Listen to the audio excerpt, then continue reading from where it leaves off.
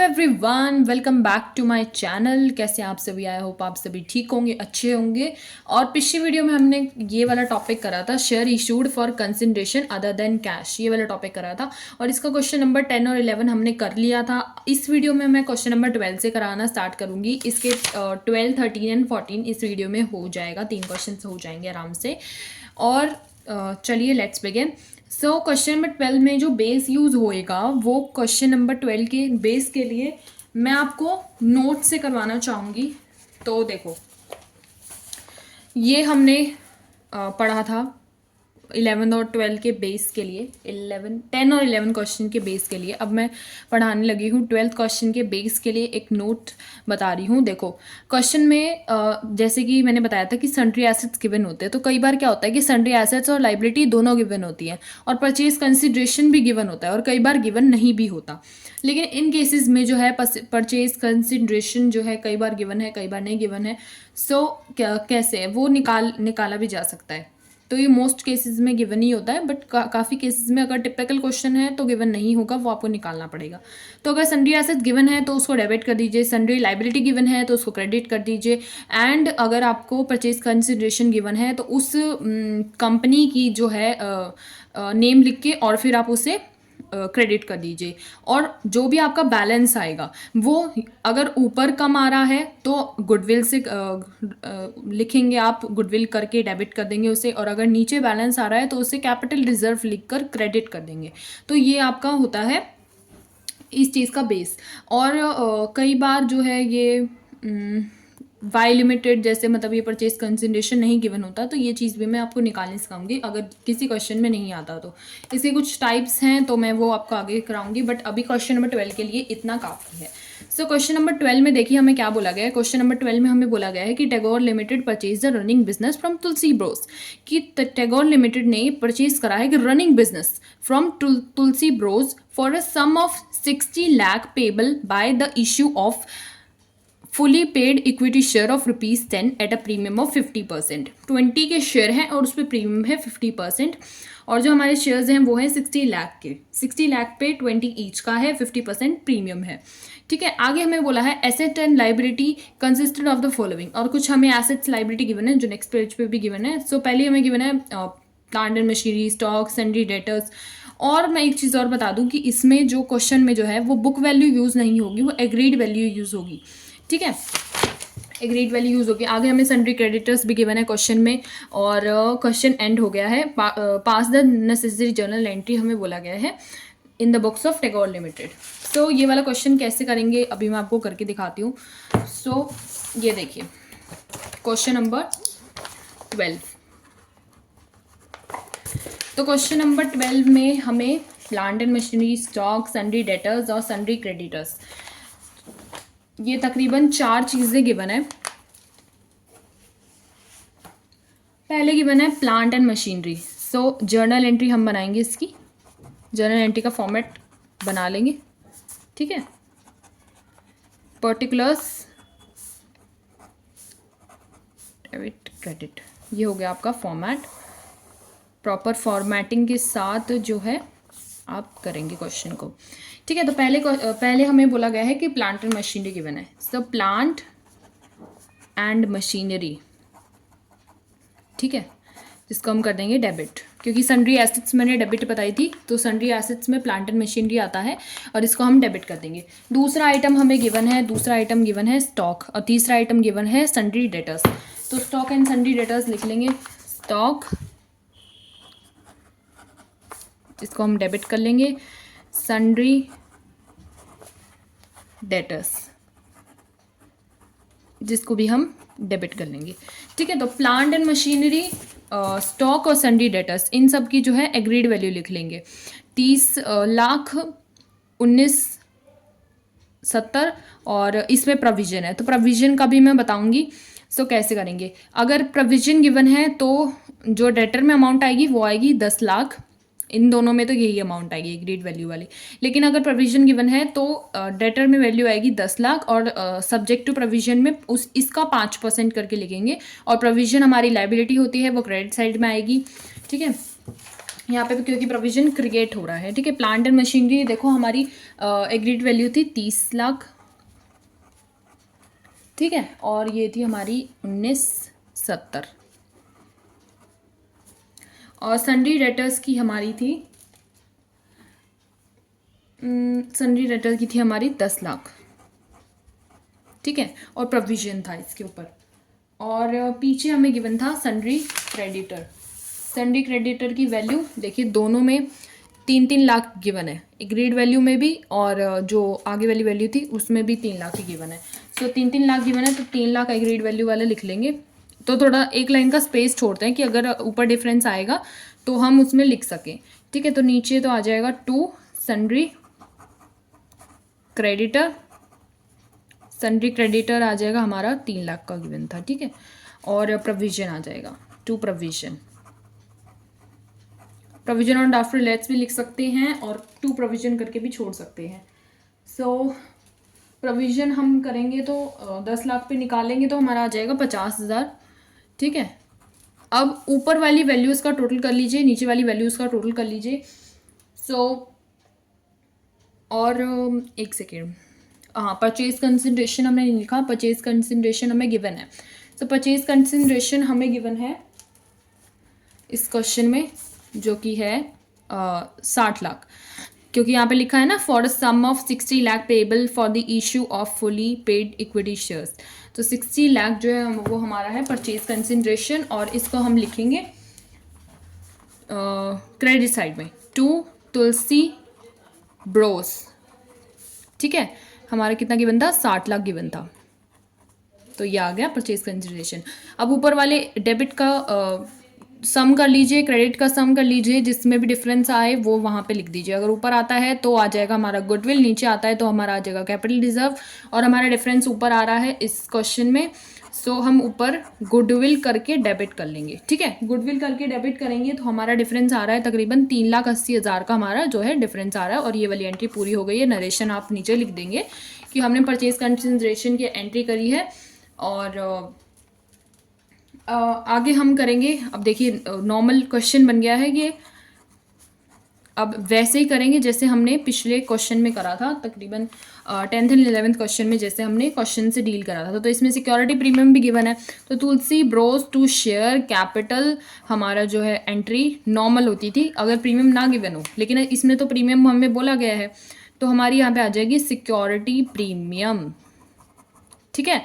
Tulsi bros to share capital to security premium, और Tulsi Bros में हमारी यही अमाउंट आ जाएगी, तकरीबन 60 लाख है हमारी अमाउंट, ठीक है। और शेयर कैपिटल में हम अमाउंट निकालते थे, ये वाली अमाउंट हम निकालते थे अमाउंट नंबर ऑफ शेयर्स वाला फॉर्मूला लगा के। सो वो हम नीचे वर्किंग नोट में निकालेंगे। सो वर्किंग नोट करके आप लिख लीजिए, और फिर इसके बाद नंबर ऑफ शेयर्स की हम वो लगाते थे formula amount payable upon issue price. तो अमाउंट पेबल तो हमारी है 60 लाख हमारी नंबर ऑफ अमाउंट पेबल है, और नीचे हमारा इशू प्राइस आ जाएगा। इशू प्राइस हमारा है 20 ईच, एक second, 20 each at a premium of 50%। तो 20 पे 50% हम जो है प्रीमियम लगा देंगे, तो ये हमारा इशू प्राइस आ जाएगा 30 आ जाएगा। 20 पे 50% लगा देंगे, 30 आ जाएगा टोटल, 20 प्लस वो करके आ जाएगा। तो ये हमारा हो जाएगा 30। 20 तो हमारा हो जाएगा इसमें फेस वैल्यू, और 10 हो जाएगी हमारी प्रीमियम, तो सम करके उसका आ जाएगा 30, ठीक है। ऊपर 60 लाख तो हमारा गिवन ही था परचेज कंसिडरेशन, और नीचे हमने कर दिया 30। अगर इसको डिवाइड करेंगे तो हमारा आ जाएगा 2 लाख, ठीक है। सो 2 लाख हमारी ये आ गई, जिसको हम मल्टीप्लाई कर देंगे, ऊपर आ जाएगी फेस वैल्यू, नीचे आ जाएगी सिक्योरिटी प्रीमियम की वैल्यू। सो ऊपर फेस वैल्यू हमारी 20 और नीचे है ये 10 हो गई, ठीक है। इसको मल्टीप्लाई करके यहाँ पे अमाउंट लिख देगा, क्वेश्चन हो गया डन। सो ये था हमारा क्वेश्चन नंबर 12। सो इस तरीके से क्वेश्चन होएगा जिसमें एसेट्स वगैरह गिवन होंगी, तो इस एंट्री को करने से आपका क्वेश्चन दोबारा से वैसा ही नॉर्मल हो जाएगा जैसा नॉर्मल क्वेश्चन गिवन था। सो ऐसे ही करके आपका क्वेश्चन नॉर्मल क्वेश्चन में कन्वर्ट हो जाएगा। सो नेक्स्ट क्वेश्चन अब हम देख लेते हैं। नेक्स्ट क्वेश्चन हमें गिवन है क्वेश्चन नंबर 13। नेक्स्ट क्वेश्चन में कराने लगी हूँ, जिसमें हमें गिवन है कि एक्स लिमिटेड जो है वो टेक ओवर कर रहा है following assets and liabilities of the Y limited. Y limited की कुछ एसेट्स और लाइबिलिटी जो है वो टेक ओवर कर रहा है। ये क्वेश्चन इंपॉर्टेंट है। इसमें लैंड एंड बिल्डिंग जो है हमें गिवन है 20 लाख, स्टॉक हमें 5 लाख गिवन है, सन्ड्री डेटर्स हमें 2,50,000 गिवन है, एंड द सन्ड्री क्रेडिटर्स भी गिवन है हमारे 2 लाख, ठीक है।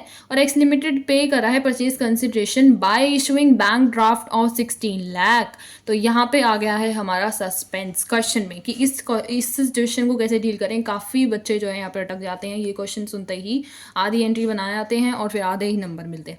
सो क्वेश्चन पूरा कैसे करें, ध्यान से सुनिएगा। और आगे हमें बोला है कि 50,000 इक्विटी शेयर्स थे of 20 each at a 10% premium. तो यहाँ पे दोबारा से प्रीमियम वाला क्वेश्चन आ गया और हमें आगे बोला भी गया है कि कैलकुलेट करिए परचेज कंसिडरेशन और पास करिए journal entries in the box of x limited, ठीक है। परचेज कंसिडरेशन हमें यहाँ पे निकालना है, ठीक है। तो अब हम क्वेश्चन नंबर 13 करवा रही हूँ मैं, ठीक है। सो क्वेश्चन नंबर 13 देखो, नॉर्मल जैसे जर्नल एंट्री का फॉर्मेट बनेगा, डेबिट क्रेडिट करके लिखोगे पर्टिकुलर्स, जैसे मैंने पिछले क्वेश्चन में करवाया है वैसे ही आप फॉर्मेट बनाएंगे। और फिर उसके बाद में नॉर्मली जैसे रफ में करते हैं प्रैक्टिस जैसे करके आप करेंगे, वैसे करके दिखा रही हूँ। जैसे फॉर्मली आपको बोर्ड में करना है वैसे मैंने क्वेश्चन नंबर 12 में दिखा दिया है। जर्नल एंट्री जैसे पास होगी। तो लैंड एंड बिल्डिंग की वैल्यू हमें गिवन थी, यहाँ पे एग्रीड वैल्यू वगैरह का कोई चक्कर नहीं है, सीधा वैल्यू पुट करनी है। तो लैंड एंड बिल्डिंग की वैल्यू डाल दी। दूसरी हमें वैल्यू गिवन थी स्टॉक की, तो स्टॉक की वैल्यू हमारी थी गिवन 5 लाख। 5 लाख हमारी स्टॉक की वैल्यू गिवन थी, ठीक है।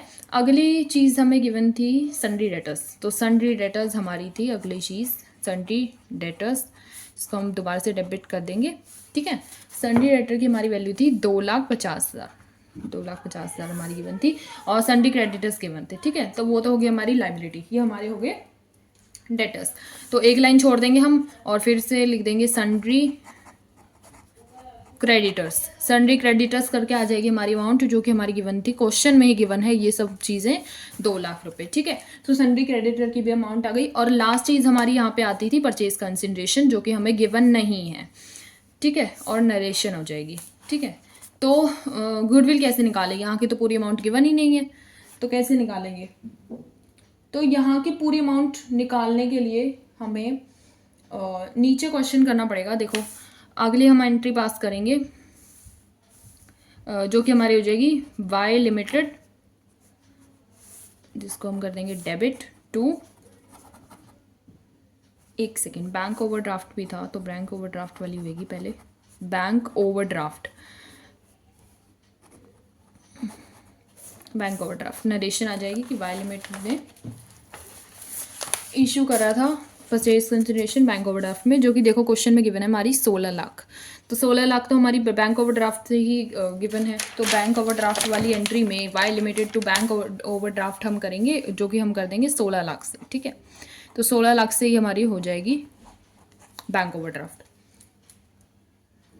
फिर हमारी तीसरी एंट्री हो जाएगी Y limited debit to share capital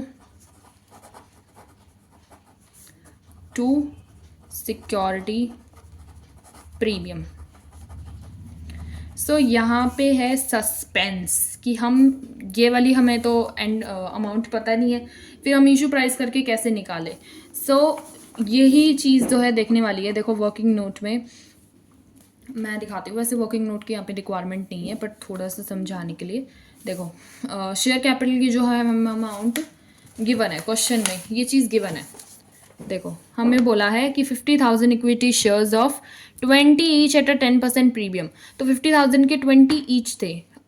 पहले के क्वेश्चंस में जो है ये वाली अमाउंट नहीं गिवन होती थी, हमें डायरेक्ट परचेज कंसिडरेशन गिवन होता था जो कि हम डायरेक्ट निकाल देते थे और फिर हम ये वाली वैल्यू निकाल लेते थे। अब की बार हमें ये गिवन है और हमें ये प्रीमियम और ये वैल्यू तो गिवन होती थी और हमें पहले परचेज कंसिडरेशन गिवन होता था, ये गिवन नहीं है। तो हम इससे भी वो निकाल सकते हैं ना।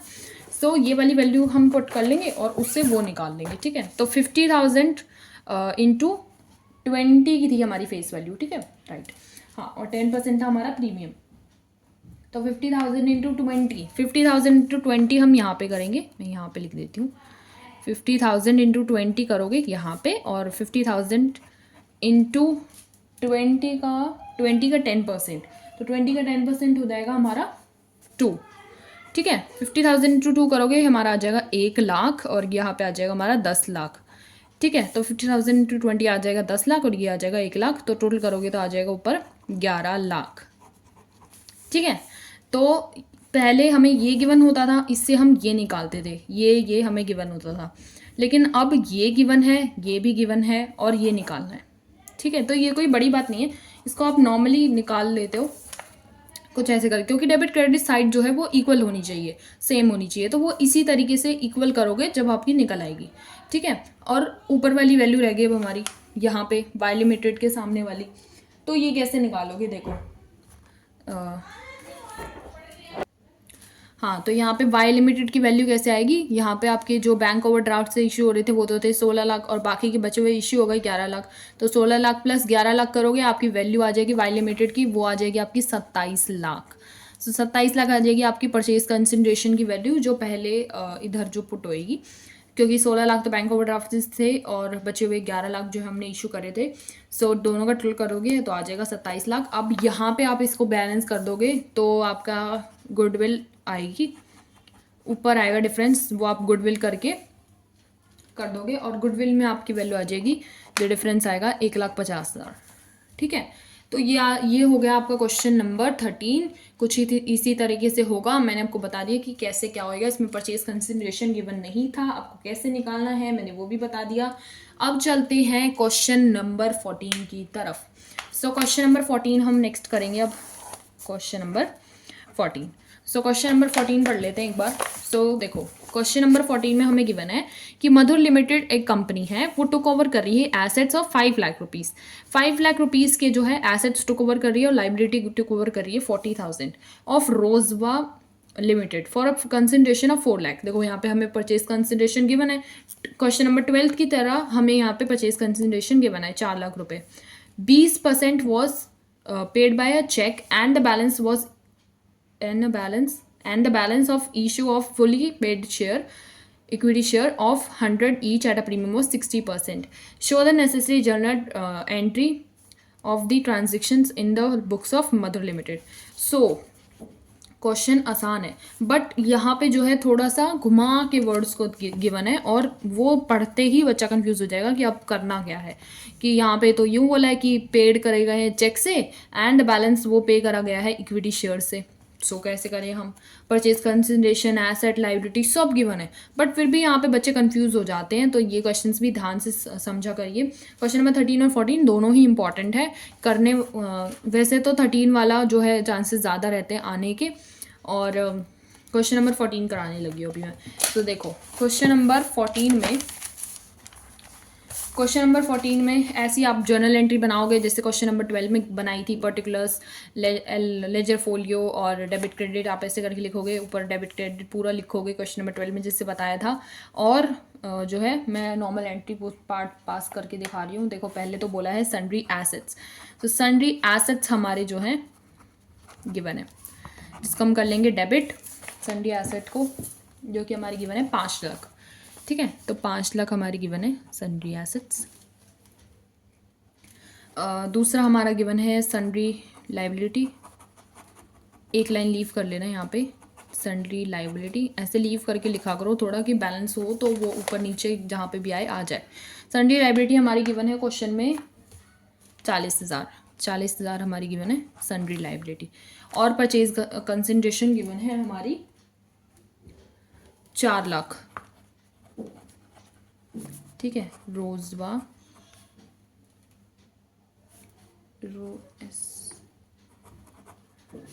लिमिटेड, ठीक है, ये क्रेडिट हो जाएगा। सो परचेज कंसिडरेशन, लाइबिलिटी और सन्ड्री एसेट्स गिवन है, और बैलेंस को आप कर लोगे 4,40,000 आ गया, बचा हुआ तो नीचे ही आएगा। कैपिटल रिजर्व करके आ जाएगा हमारा बैलेंस, कैपिटल रिजर्व, और ये लिख लोगे आप नरेशन, तो बैलेंस हमारा आ जाएगा 60,000, ठीक है। 60,000 आप जो है कैपिटल रिजर्व में लिख लेना, अगर ऊपर होता तो गुडविल आता, बैलेंस डेबिट हो जाता। फिर हमारी नेक्स्ट एंट्री हो जाएगी रोजबा लिमिटेड करके ही, नेक्स्ट एंट्री RA आएगा यहाँ पे, RASOVA, रोजबा लिमिटेड, डेबिट कर लेंगे 2 शेयर कैपिटल, ठीक है, 2 सिक्योरिटी प्रीमियम। पार वाले तो इन क्वेश्चंस में बहुत ही कम चांसेस होते हैं कि आए, मोस्ट केसेस में प्रीमियम वाला ही आता है, मतलब 99% जो है प्रीमियम वाला ही आता है। इसमें पार वाला तो कोई चांस ही नहीं कि पेपर में आ जाए बोर्ड के, क्योंकि प्रीमियम वाले में थोड़ा सा बच्चे का दिमाग ज़्यादा लगता है, तो इसलिए वो वही गिवन होता है। सो देखो रोजबा लिमिटेड में तो हमारी यही वैल्यू आएगी जो कि हमें गिवन है, परचेज कंसंट्रेशन में 4 लाख हो जाएगी हमारी, ठीक है। तो ये हमें निकालनी है, तो ये निकालेंगे हम वर्किंग नोट करके, ठीक है, वर्किंग नोट करके निकालेंगे। और देखो एक सेकेंड, हाँ जी, तो इसमें हमारा जो है बोला गया है कि 4 जो ये इशू वाला था, हाँ देखो मैं ये लाइन दोबारा पढ़ती हूँ, 20% was paid by a cheque and the balance of issue of fully paid equity shares of 100 each at a premium of 60%। तो 20% तो जो है चेक से पे करा गया है, बैंक से पे हो रहा है। सो 20% हम 4 लाख में से जो है कम कर लेंगे और बाकी बचे हुए को इक्विटी शेयर्स में जो है इशू करेंगे, ठीक है। तो 20% तो इसमें से कम करना पड़ेगा, 4 लाख का 20% करोगे तो हमारा आ जाएगा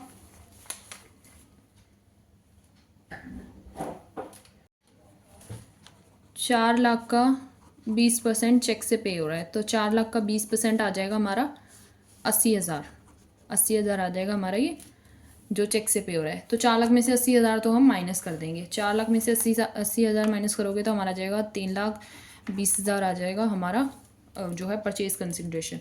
तो परचेज कंसिडरेशन बचा हुआ तो ये हो गया।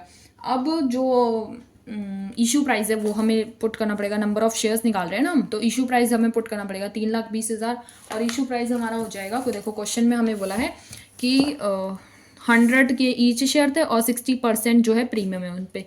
100 के ईच शेयर पे जो है 60% का प्रीमियम लगाओगे तो हमारा आ जाएगा 160 आ जाएगा, तो 160 आ जाएगा हमारा प्रीमियम, 160, ठीक है, मतलब वो प्रीमियम कह रही हूँ, इशू प्राइस हो जाएगा 160।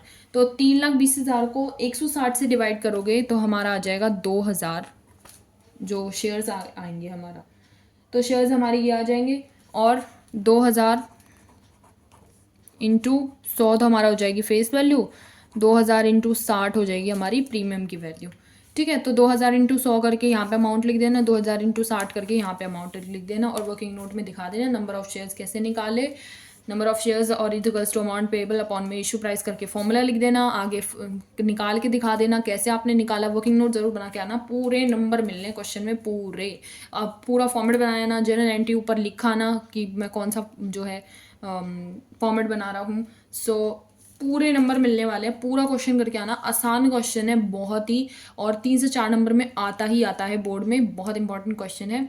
ऐसे ऐसे क्वेश्चंस जो हैं पीछे एडिशनल क्वेश्चंस में गिवन है, ट्राई टू सॉल्व देम। और देखो मैं एक चीज़ भूल गई, इसमें आगे एक चेक की भी एंट्री होगी, जो चेक वाली एंट्री मैं इससे यहाँ पे कर रही हूँ, जो कि हो जाएगी रेजोवा लिमिटेड टू बैंक, ठीक है। तो यहाँ पे हमने निकाला था 80,000 है हमारा जो चेक से हो रहा है, तो 80,000 इंटू 100 हो जाएगा, और यहाँ पे भी सेम हो जाएगा, 80,000 इंटू 100 डेबिट क्रेडिट में सेम हो जाएगा। तो ये एंट्री भी पास करना है एक चेक वाली, या तो यहाँ पे कर देना या इसके बाद कर देना, वो तो आगे पीछे कर सकते हो आप एंट्रीज वगैरह। सो कोई नहीं, कोई फ़र्क नहीं पड़ता उससे।